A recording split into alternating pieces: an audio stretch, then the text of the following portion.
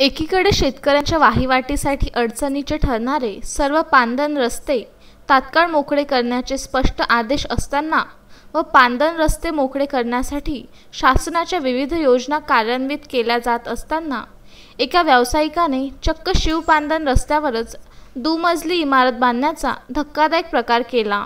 तर गेल्या वर्षी शिवबांधण रस्त्याच्या भूमिपूजनाच्या वेळी माझ्या हद्दीतून जा पण बांधलेली इमारत पाडू नका अशी आर्जव करणाऱ्या व्यावसायिकाने शेतकऱ्यांच्या वाहिवाटीचा रस्ता तारेचे कुंपण टाकून बंद केल्याने आम्ही वाहिवाट करायची कशी असा प्रश्न शेतकऱ्यांनी विचारला आहे। तर दुसरीकडे पांदण रस्ते मोकळे करण्याचे स्पष्ट आदेश असतानाही तालुक्यातील महसूल व भूमी अभिलेख विभाग संपूर्ण प्रकार गप्प का हा प्रश्न निर्माण झाला आहे।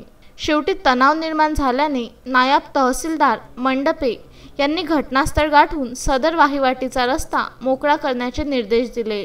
तालुक्यातील नारगावंडी आसेगाव शिवेवर शेत गट क्रमांक 330 वर मुंबई येथील गुप्ता यांचे भले मोठे गोडाऊन तर शेत गट क्रमांक 210 हे तिवारी यांच्या मालकीचे आहे।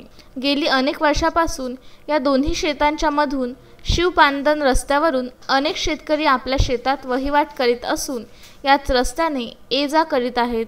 मात्र कालांतराने पीडित असलेल्या 330 शेत गट क्रमांक यावर मुंबई येथील गुप्ता यांनी भले मोठे गोडाऊन बांधले। त्याचे प्रशासकीय कार्यालय चक्क शिवपांदण रस्त्याच्या हद्दीत बांधले असल्याचा आरोपही परिसरातील शेतकऱ्यांनी केला आहे।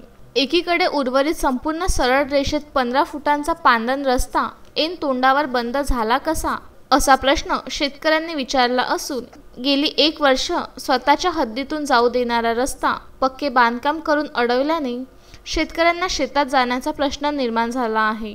तर दुसरीकडे सदर अतिक्रमण बांधकाम त्वरित पाडून रस्ता मोकळा करून देण्याची मागणी शेतकऱ्यांनी केली आहे। बोधिसत्व काळे सह संजय तुपसुंदरे, विदर्भ न्यूज, धामणगाव रेल्वे।